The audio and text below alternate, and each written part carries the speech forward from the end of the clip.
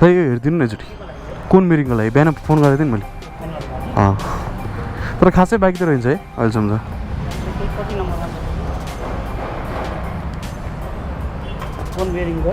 कोन मेरिङ गएको छ एकतिर तानिरहेछ कि पुरै हिजो आएर देखाएको थिएँ अनि कोन मेरिङ गएको छ भन्नुभएको थियो हिजो फेरि टाइमै मिलेन 12 बजे आएको थिएँ बाइक प्याक रहेछ आइतबार मात्र प्याक हुने हो कि सधैँ नै यस्तै हो अलि फेरि टेक्निसियन साथीहरू उता मुस्ताङ गइरहनु भयो होला अलिअलि होइन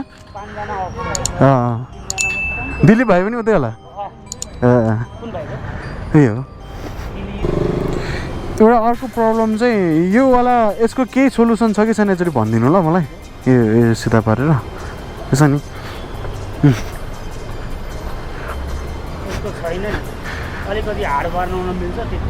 हाड बनाउनु चाहिँ मिल्छ हाड बनायो भने चाहिँ साउन्ड आउँछ आउँदैन ल बनाइदिनु नि त त्यो पनि ल घटायो भने चाहिँ हाड हुने हो र के बढायो भने चाहिँ त्यही त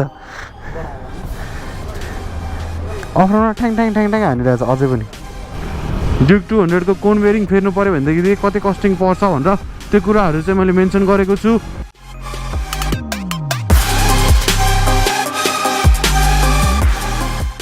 सो हेलो एन्ड नमस्ते everyone welcome back to my channel Prashant's MotoVlog hope you guys are fine मनी सन्चै छु गाइज है सो आज चाहिँ म केटीएम सर्भिस सेन्टर जाँदैछु गाइज केटीएम सर्भिस सेन्टरमा चाहिँ आज कोन बेरिङ फेर्नु छ ड्युक 200 BS6 को अनि अस्तिदेखि नै कोन अलिकति राइट साइडतिर तानेको हो कि जस्तो भइरहेको थियो अनि अफरोडमा अलिक क्याटेक्याटेक भएको भएर चाहिँ त्यो कोन बेरिङ टाइट गराउँदाखेरि अति टाइट भयो क्या लुज गऱ्यो भने चाहिँ फेरि क्याटेक्याटेक गर्न थाल्यो सो त्यही भएको भएर चाहिँ अब कोन मोस्ट प्रोबेबली फेर्नु नै पर्छ जस्तो लाग्यो मलाई होइन देखाउँछु यदि ग्रिजिङ गरेर भयो भने भइहाल्यो भएन भने चाहिँ अब कोन बेरिङ फेर्नुपर्ने हुन्छ ड्युक 200मा चाहिँ तपाईँको कोन बेरिङ फेर्दाखेरि चाहिँ कस्टिङ के कति पर्छ त्यो कुराहरू सबै गर्नेछु त्यही भएर भिडियो चाहिँ अन्तिमसम्म हेरेर साथ दिनु होला र फर्स्ट टाइम हेर्दै हुनुहुन्छ भने चाहिँ प्लिज लाइक सेयर र सब्सक्राइब गर्न नबिर्सिनु होला त्यति भन्दै अब डाइरेक्ट बाइकमा भेटौँला गाइज केटीएम सर्भिस सेन्टर जान्छु होइन अनि त्यसपछि बिल सहितको तपाईँहरूलाई देखाइदिन्छ त के कति कस्टिङ पर्छ त्यही नै हो गाइज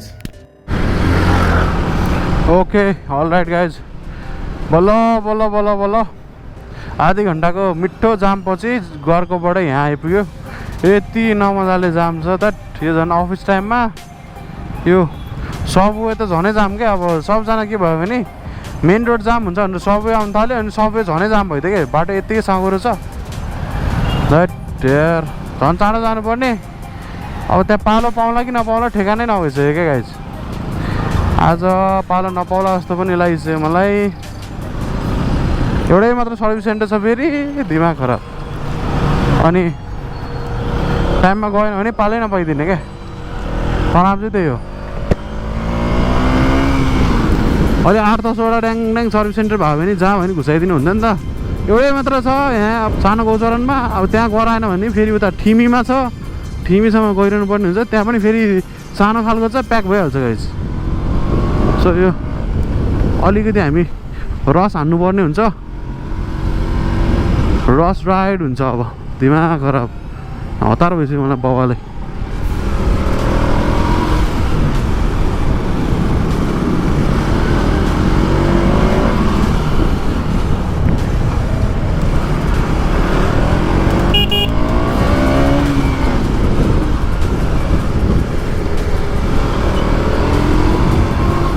पुरै खोलाको बाटो पुरै प्याक छ गाइज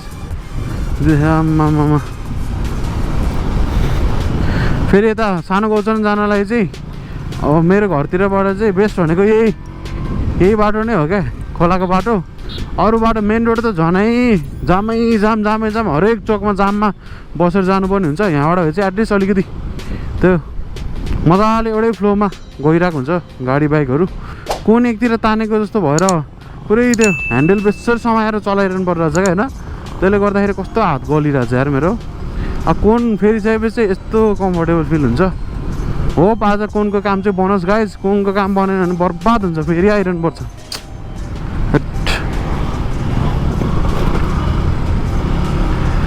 यो अहिले फेरि यता यो सर्भिस सेन्टरको त्यो टेक्निसियन टिमहरू चाहिँ अलिअलि चाहिँ उता के अरे मुस्ताङ राइडको लागि गइरहनु भएको छ के अरे होइन अपर मुस्ताङ राइडको लागि केटिएम एडभेन्चर 250 र 390 को अहिले केटिएमबाट राइड भइरहेछ अफिसियल त्यसको लागि पनि केटाहरू उतातिर गइरहेछन् सो त्यसले गर्दाखेरि पनि अलिक टेक्निसियनको सर्टेज भएको भएर नि यो बाइकहरू लास्टै चाङ थियो कि हिजो त यार 12 बजी गएको तपाईँको पालै आउँदैन आज आज चान्सै छैन, भोलि मात्र आउनु कि त बाइक छोडिदिनु भनेर त लाग्नु भयो। अब छोडेर त अर्थ भएन, ठिक छ भोलि आउँला नि त भनेको। आज बिहानै 8 बजे फोन गरेको थिएँ, हिजोकै बाइकहरू टन्न बाँकी छ, सक्दो चाँडो आउनु, होइन भन्न सकिन्न भन्न थाल्नु हो। अब यहाँ 9:48 भइसक्यो क्या, फेरि समस्या चाहिँ त्यही हो, टाढाबाट आउनुपर्छ भन्ने टाइममा टक्रक्क आइपुग्दैन यार, दिमाग खराब। यो केटिएमको सर्भिस सेन्टर चाहिँ एटलिस्ट हुन्छ नि, अब यति धेरै सेल्स भइसकेको छ केटिएमको बाइकहरू होइन, आफ्टर सेल्स सर्भिस चाहिँ एकदमै ध्यान दिनुपर्ने जस्तो लागिरहेछ मलाई। किनकि सर्भिस सेन्टर एक त यही अब काठमाडौँमा सानो गौचरण मात्रै हो होइन, भक्तपुरतिर एउटा छ, अनि त्यो हुँदाखेरि चाहिँ एकदमै प्रब्लम भइरहेछ होइन। जतिले नि अब केटिएम चढिरहनु भएको छ अफिसियल सर्भिस सेन्टरमै गराउँछु भन्नेहरूको चाहिँ अलि ब्यान्ड बजिरहेछ गाइज। केटिएमको चाहिँ अब अपग्रेड गर्ने चाहिँ बेला भएको छ। सर्भिस सेन्टर एटलिस्ट धेरै पनि ऊ होइन नि त, जति खुल्यो त्यति नै तपाईँको सेल्स बढ्दै जाने हो होइन। कम्पनीलाई नै फाइदै हो खास भन्ने हो भने त, सेल्स पनि बढिहाल्छ अफकोर्स।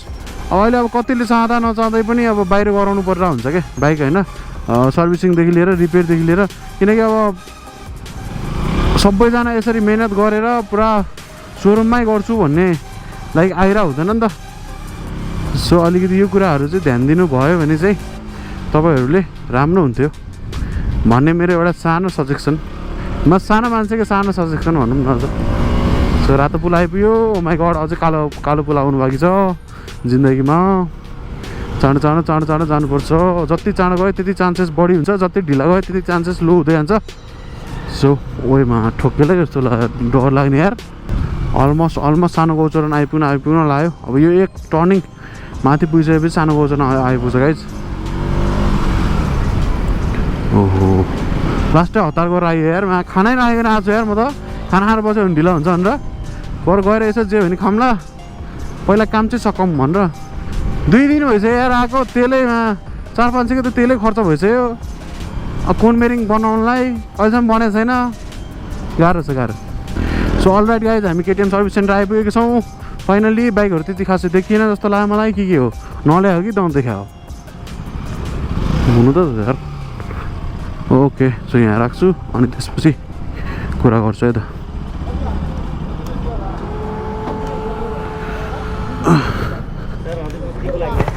कोनमेरिङ बनाउनु पर्छ,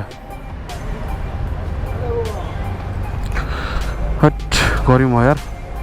खासै बाइक त छैन जस्तो लाग्यो गाइस थ्याङ्कफुल्ली। बाइक आज चाहिँ बन्ला जस्तो लाग्यो।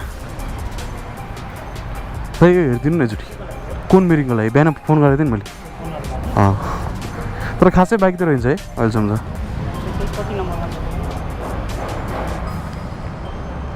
कोनमेरिङ गएको छ, एकतिर तानिरहेछ कि पुरै।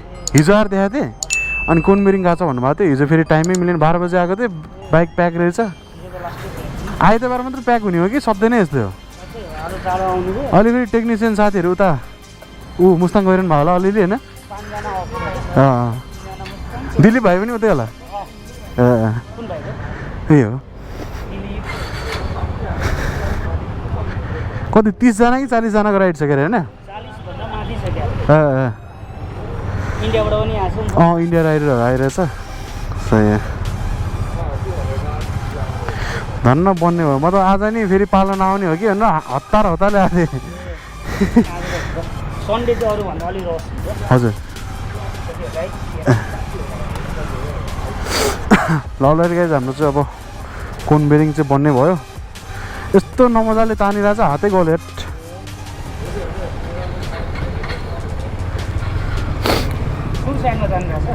यो तपाईँको राइट साइड त तानिरहेछ, राइटमा बेसी तानिरहेछ।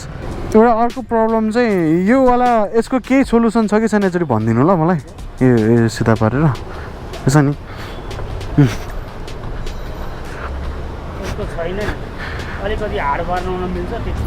हार्ड बनाउनु चाहिँ मिल्छ। हार्ड बनायो भने चाहिँ साउन्ड आउँछ आउँदैन? ल बनाइदिनु नि त त्यो पनि। ल घटायो भने चाहिँ हार्ड हुने हो र के बढायो भने? बढायो भने चाहिँ त्यही त। नयाँ बाइकको प्राइसिङ अब के कस्तो घटेर आउने प्लान छ होइन।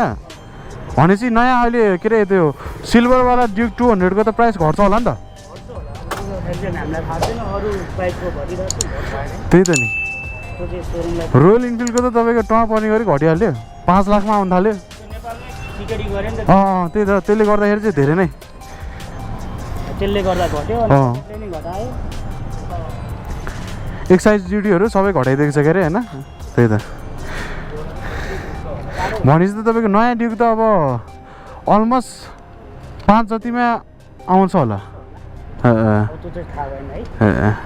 ठिक छ हस् अलराइट सो हाम्रो चाहिँ त्यही कोन बेरिङ अनि त्यसपछि सक चाहिँ धेरै नै अलि लुज जस्तो भएको भएर मैले थोरै एडजस्ट गर्न लगाइदिएको छु गाइज एडजस्ट गऱ्यो भने चाहिँ तपाईँको त्यो अलि हार्ड भइसकेपछि होइन तपाईँको ठ्याङ अलिकति आवाज नआउने हुन्छ अरे अफ रोडमा सो या अब योभन्दा अघिल्लो भिडियो जस्तै यसरी एकछिन वेटिङ रुममा बस्नुपर्ने हुन्छ किनकि अब अहिले छोडेर गएर अहिले पछि आउँदा लास्टै ह्यासल हुन्छ मलाई ओ माई गड यस्तो गर्मी भइरहेछ नि यस्तो गर्मी भइरहेछ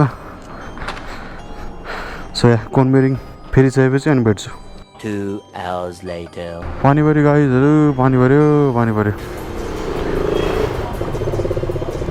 ए सही होला यो वाला मोबाइल होल्डर मसँग नै छ गाइज यो वाला होइन मेटलको हो लास्टै सही वाला मोबाइल होल्डर छ क्या यो मसँग छ गाइज कसैलाई किन्नु छ भने मलाई तपाईँको इनबक्स गरिदिनु होला होइन दामीवाला छ मसँग यो वाला होइन यहाँनिर च्याप्नेवाला चाहिँ छ गाइज है यहाँ टक्क च्याप्नेवाला तर मेटल चाहिँ मेटलवालै हो अल राइट गाइज सो कोन बेरिङ चाहिँ बनेको छ है सो कोन बेरिङको कस्टिङ भन्नुपर्दाखेरि चाहिँ तपाईँको 1700 जस्तो चाहिँ अब बिफोर भ्याट चाहिँ तपाईँको 1100 जान्छ पर्दो रहेछ अनि यो के हो ग्रिज लगाइदिएको 47 लेबर चार्ज 624 भनेको छ होइन गरिकन टोटल चाहिँ 2100 रुपियाँ चाहिँ लागेको छ सो गाइज कोन बेरिङ चाहिँ फेरिसकेको छ है सो केटिएम ड्युक 200 को तपाईँ कोन बेरिङ फेर्दाखेरि तपाईँ 2100 रुपियाँ पर्दो रहेछ 2100 रुपियाँको राम्रो चुना होइन त अब यति गरिसकेपछि मजाले कोन बेरिङ चाहिँ स्मुथ चाहिँ हुन्छ जस्ट वर्थ इट नै हुन्छ होइन एकतिर तानेर हातै गोल्छ त्यो त्यही भएको भएर फेरिदिइहालेको ढुक्कसँगले सनलाइट अब निस्किनु पर्ने हुन्छ ल दाइ धन्यवाद ब्याग गइदिएर क्या अब भर्खरैसँग पानी पारेको थियो भर्खरै ऊ भयो ओ अब चाहिँ ह्यान्डल कस्तो कम्फर्टेबल भयो यार आहा कस्तो मजा आयो नि त